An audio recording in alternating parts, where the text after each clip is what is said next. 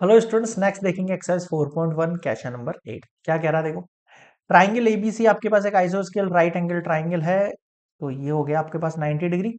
And डीईएफजी एक आपके पास rectangle given है जिसके अंदर एडी की वैल्यू आपको 3 दे दी है, एई की वैल्यू 3 दे दी है, डीबी की वैल्यू 4 दे दी है, ईसी की वैल्यू 4 दे दी है। Find the area of the shaded region.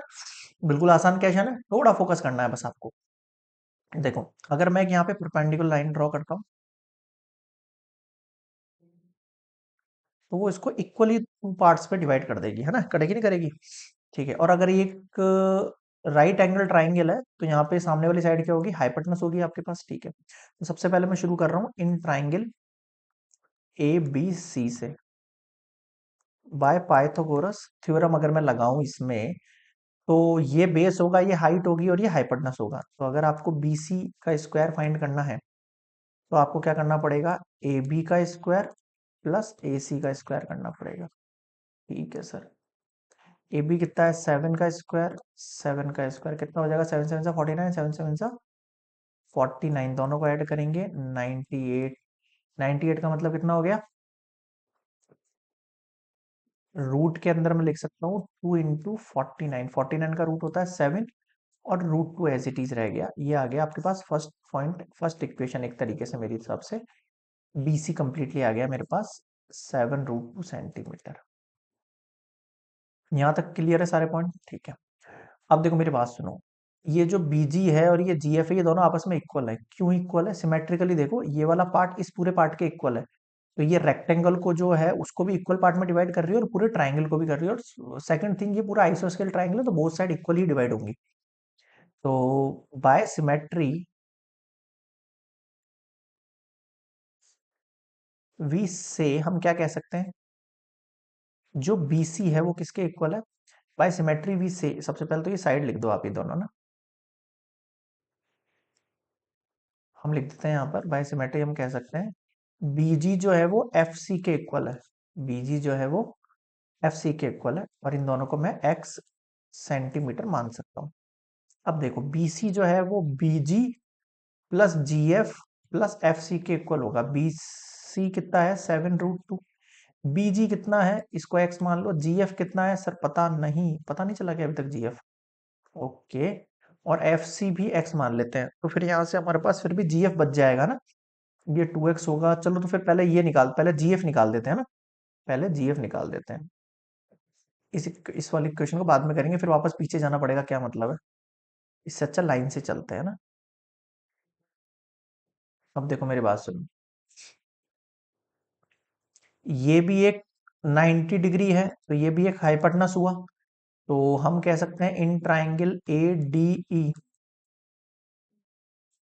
Bye Pythagoras theorem हम कह सकते हैं, क्या कह सकते हैं, डीई का जो होल स्क्वायर है वो ए डी के होल स्क्वायर के प्लस ए के होल स्क्वायर के इक्वल होता है।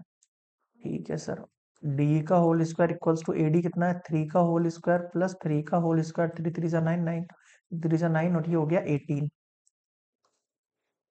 डीई कितना आ जाएगा आपके पास, रूट 18 को ब्रेक करूं, 2 9 का रूट 3 और ये रूट 2 एज इट इज, ये आ गया आपके पास डीई 3 रूट 2 सेंटीमीटर। अब आपको पता है डीई और जीएफ दोनों आपस में इक्वल होंगे। क्यों इक्वल होंगे भाई बताओ, क्योंकि sir sides opposite sides of rectangle. क्या कहा मैंने, ऑपोजिट साइड्स ऑफ रेक्टेंगल है। तो मेरे पास जीएफ की जो वैल्यू आ गई वो 3 रूट 2 आ गई है। बताओ समझ में आया क्या। ठीक है, अब करते हैं वो वाली स्टेप अपन, है ना, नेक्स्ट स्लाइड पर आगे देखो। ये 3 रूट 2 है, ठीक है, और ये 7 रूट 2 है। ओके, 3 3 4 4 3 4 4 इसी की स्लाइड बना लेते हैं, बार बार इनके वैल्यूज लिखने की जरूरत नहीं पड़ेगी अपने को। चलो, हाँ भाई आगे देखो। अब मैं क्या कह रहा हूं आपसे, बाय सिमेट्री वी सी हम क्या देख सकते हैं, ये साइड इस साइड के इक्वल है, इन दोनों को मैं एक्स एक्स मान सकता हूँ, बिल्कुल sir. BG equals to F C हो सकता है क्या, एक्स सेंटीमीटर। और जो बीसी है वो एक्चुअल में इन सब साइड का सम होगा, बीजी का, जीएफ का और एफ सी का।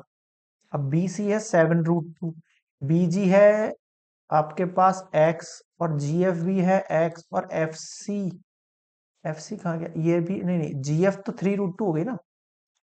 तो एक सेकेंड, हाँ ये है पास वाली x, 3√2, और ये x, इसको उठा के इधर भेजो।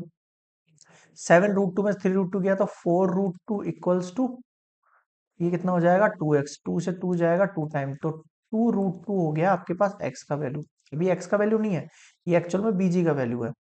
तो bg equals to F C equals to 2√2 centimetre आ गया है। अब देखो क्या क्या पॉइंट्स निकाल लिए हैं हमने इसके, वेट अ मिनट। ओके, एक तो मैंने फर्स्ट कंडीशन ये निकाली है ना, फिर अपन ने सेकंड कंडीशन जो है ये डीई वाली कंडीशन निकाली।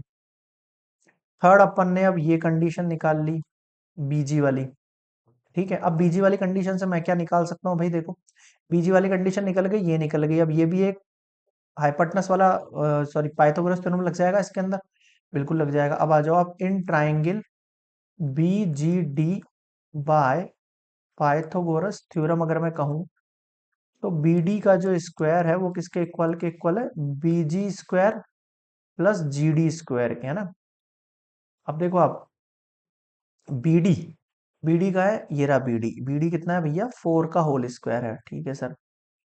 बीजी कितना है आपके पास, बीजी ये हमने अभी भी निकाला, बीजी 2√2 का होल स्क्वायर, और जीडी हमें पता नहीं है।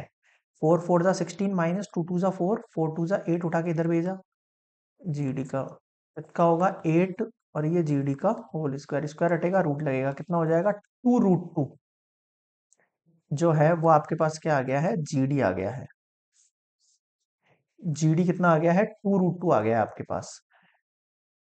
ठीक है सर, अब आपको पता है जो जीडी है आपके पास, जो जीडी है आपके पास, वही आपके पास ईएफ होगा, और ये दोनों मिला के 2√2 हो जाएगा। समझ में आ गया। इसका रीजन क्या है, opposite side of rectangle, rectangle are equal होती है। ठीक है सर, ये हो गया आपका फोर्थ पॉइंट यहाँ पे। अब ये सब पॉइंट्स मिल गए हैं हमारे पास। अब मुझे क्या समझाना है आपको, मुझे केवल ये समझाना है आपको कि हमें शेडेड रीजन निकालना है। क्या निकालना है, शेडेड रीजन निकालना है। तो देखो आप, एक सेकंड, ये आ गया 2√2 हो गया जीडी, ये हो गया आपके पास 2√, है ना। अब आपको क्या निकालना है, एरिया ऑफ शेडेड रीजन। अब शेडेड रीजन कैसे निकलेगा, जब मैं एरिया ऑफ रेक्टेंगल एबीसी में से माइनस करेंगे एरिया ऑफ रेक्ट, एक सेकंड, ये क्या है, ट्राइंगल है ये, एक सेकंड, एक सेकंड, है ना। एरिया ऑफ ट्राइंगल एबीसी में से माइनस करेंगे एरिया ऑफ रेक्टेंगल। रेक्टेंगल क्या है आपके पास, डी ई एफ जी। अब देखो एरिया ऑफ ट्राइंगल क्या होता है, half into base into height होता है साहब। इसमें से माइनस करना है एरिया ऑफ रेक्टेंगल। रेक्टेंगल क्या होगा आपके पास, लेंथ इंटू ब्रेथ। अब आप थोड़ा फोकस करना, ये हाइट नहीं होगी, ये हाइट नहीं होगी। सर क्यों नहीं होगी, हाइट होती है जहां पर आपका 90 डिग्री हो, तो 90 डिग्री यहाँ है ना, तो बेस ये होगा और हाइट ये होगी, समझ गए। तो बेस में किसको मानूंगा, ए बी को मानूंगा, और हाइट किसको मानूंगा, ए सी को मानूंगा। यहाँ देखो लेंथ किसको मानूंगा, इसके लिए जी एफ को मान सकते हो आप, और ये किसको मान सकते हो, जी डी को मान सकते हो। तो देखो ये भी 7, ये भी 7, और जी एफ और ये जी डी कितना है आपके पास, देख लो 3√2 और 2√2। 7 7 जा 49/2 माइनस 3 2 जा 6, और √2 6 2 जा 12, एलसीएम ले ले। 49 माइनस 12 2 जा 24/2, कितना हो जाएगा 25/2 सेंटीमीटर स्क्वायर। मुझे बताओ पहले तो, यहाँ तक कोई दिक्कत है क्या किसी को, नहीं। 2 से 25 को कट कर सकते हैं बिल्कुल, 2 1 जा 2, 2 2 जा 4, फिर 0.5 सेंटीमीटर स्क्वायर। ये आपके पास शेडेड रीजन हो गया है, तो हुआ या नहीं हुआ? बिल्कुल सर। कोई डाउट है यहाँ तक तो बताओ, नहीं है कोई? ये हुआ क्वेश्चन नंबर 8 कंप्लीटेड।